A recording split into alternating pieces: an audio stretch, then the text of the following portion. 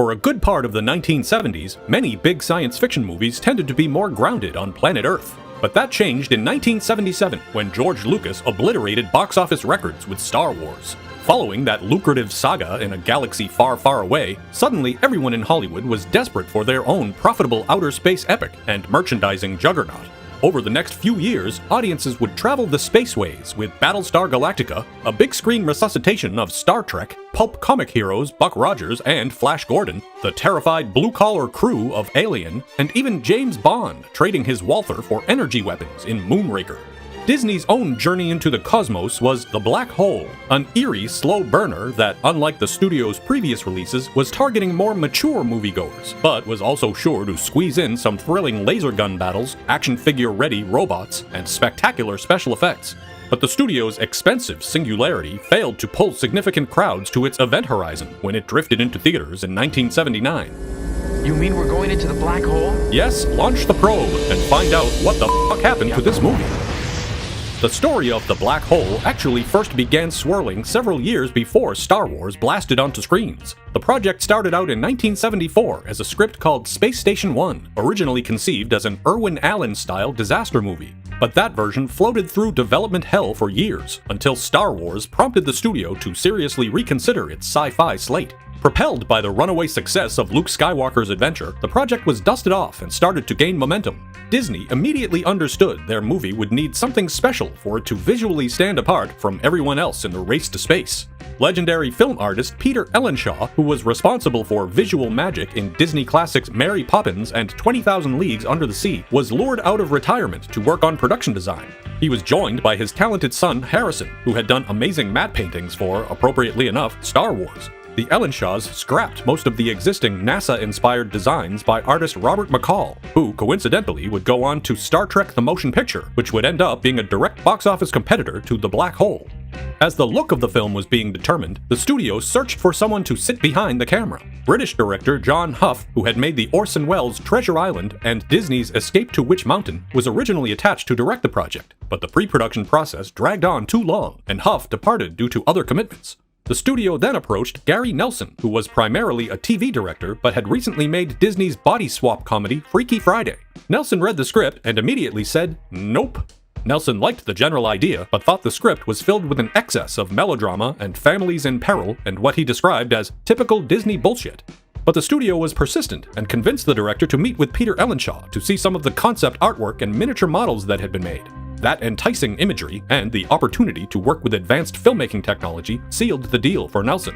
Disney had realized they would really need to dazzle audiences in the wake of George Lucas's groundbreaking blockbuster, and to compete with other upcoming studio sci-fi projects in the pipeline. Over $1 million of the budget went to developing sophisticated new computer-controlled technology called ACES, the Automatic Camera Effects System, and a complex matte scan ability that allowed a camera to pan and tilt across matte paintings, rather than the static shots that the process previously required. The movie would ultimately include several hundred effects shots, including a then unprecedented 150 matte paintings, filmed with the revolutionary process. For the movie's spacecraft, Ellenshaw and his artists took a different approach from the kit-bashing method of Star Wars, where vehicles were assembled out of random bits found in various plastic-scale models. Instead, the Black Hole's vessels were built from thousands of tiny machined pieces of brass and took several months to construct. The detailed models of the massive USS Cygnus were each 12 feet in length and weighed almost 200 pounds. Numerous models were also built of Vincent and the other key robots, because separate versions were each required for specific actions and movements the machines would perform. But the script, which had already cycled through a half-dozen writers, would quickly get jettisoned out the airlock as Gary Nelson made considerable alterations. The key element of an ominous black hole had endured through every draft, but an expansive cast was reduced to just a handful of major characters, and the plot was transformed from a standard rescue adventure to more of an atmospheric mystery with a haunted house vibe, which better suited the gothic tone of Ellenshaw's artwork. With the story stabilized, it was time to find some actors to send into space. The part of the Palomino's Captain Holland went to Robert Forster, perhaps best known at the time for the drama Medium Cool. His impulsive right-hand man, Charlie Pizer, would be played by Joseph Bottoms, who had made an impression on the TV miniseries Holocaust. Also joining the crew would be Psycho star Anthony Perkins and screen veteran Ernest Borgnine. The familiar voices of Roddy McDowall and Slim Pickens would give uncredited post-production life to the hovering robots Vincent and Bob.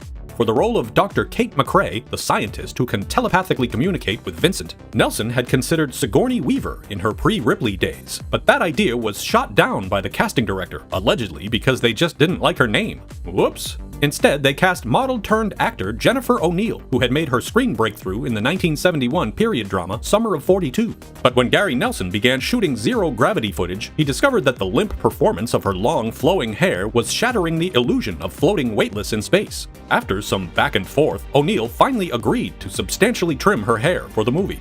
Unfortunately, the same night of the fateful haircut, she was hospitalized after a serious car accident. With shooting underway, the part was quickly recast with Yvette Mimieux, whose own long blonde hair would also get snipped for the same zero-gravity compliance. For Hans Reinhardt, the enigmatic, obsessed captain of the long-lost starship Cygnus, Nelson had set his sights on respected Austrian actor Maximilian Schell. Despite word of the performer's mercurial temperament, Nelson traveled to Vienna to meet with the actor about the project, only for Schell to instead recommend Jason Robards, who he praised for his work in the recent political miniseries Washington Behind Closed Doors. But when Nelson informed the actor that it was he himself who had directed that TV drama, he said that Schell, quote, gave me a great big kiss on the mouth and said, I will do your movie, and that was it. Ironically, the movie's menacing red robot Maximilian, supposedly inspired by Fantasia's demon Chernabog, had already been given its name before Schell was cast. The project had been retitled Space Probe 1, but both Nelson and Disney's marketing department were, unsurprisingly, not happy with the name. Supposedly, before shooting started, new name suggestions were solicited from nearly all of Disney's employees, and more than 500 different possibilities were considered before they inevitably settled on the Black Hole, which kinda seems like the obvious one. Principal photography began in October of 1978, with the ambitious project taking up all 4 of Disney's available sound stages. The film was mostly shot chronologically, with some particular challenges from wire work stunts, especially in the tight Palomino interior scenes that open the movie. Forster, Bottoms, and Mimieux received a crash course circus camp training to learn how to perform on wires.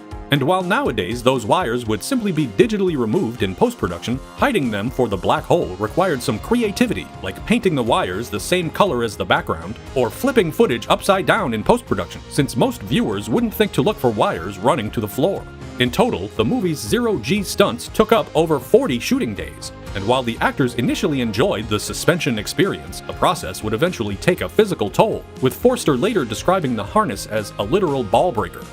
With the movie's astronomical scope and technical complexity, the shooting process was slow going. Depending on the scene and how much was involved, some days might result in only one shot being filmed.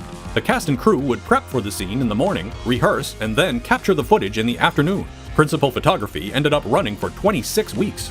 For that memorable moment where Anthony Perkins' scientist perishes by off-camera evisceration at the whirling blades of homicidal robot Maximilian, the failed paper protection was actually an improvisation on the day.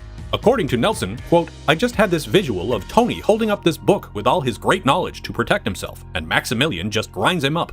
Another unscripted moment was Reinhardt's subsequent plea to Kate, which Schell came up with himself. Protect me from Maximilian.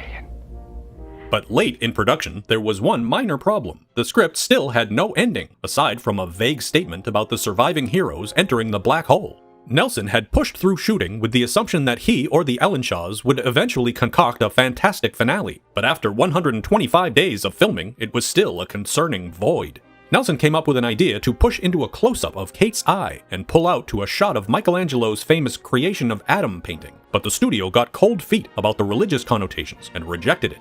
Instead, Nelson and Ellenshaw ultimately set the process of capturing and completing the movie's special effects proved worthwhile, as the filmmakers and studio were impressed by the results, particularly the iconic main corridor meteor sequence, a skillful composite of miniatures, mats, and live-action elements. Director Gary Nelson later described Peter Ellenshaw as a genius, and called the team of in-house Disney effects artists magnificent. Their extraordinary work earned an Oscar nomination for visual effects, but would lose the statue to Ridley Scott's Alien. The black hole's stunning special effects would be front and center for the movie's hype machine, and Disney was fully prepared for a potential merchandise sales bonanza, with 1 million copies of the novelization, 6 million action figures and playsets, and a broad range of other tie-in toys, games, and goodies already on store shelves for the 1979 holiday season before the movie even hit screens.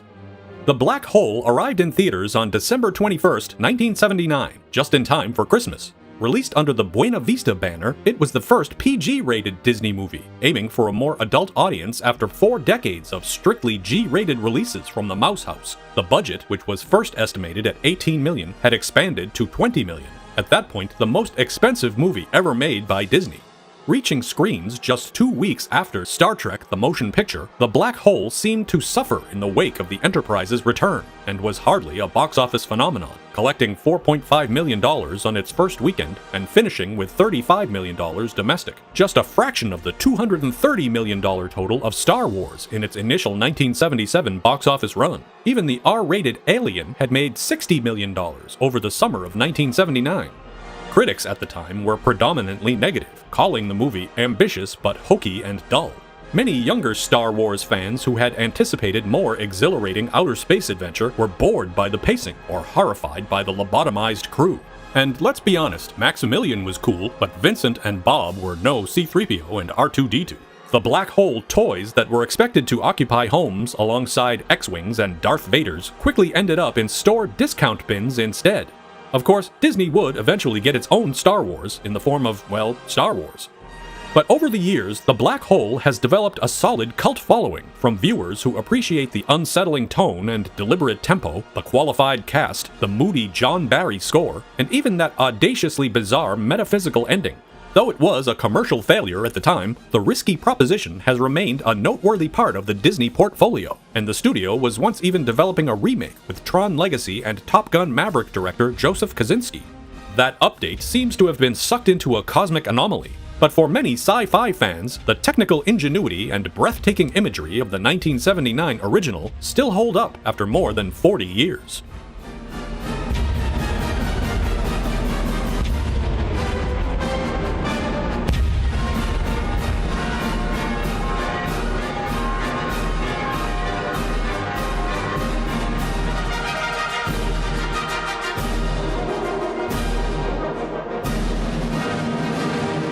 Thank you for clicking on our video, everybody. If you like what you saw here, please make sure you like the video and subscribe and share with your friends who like this sort of content. JoBlo was created by movie fans for movie fans, and we appreciate your support.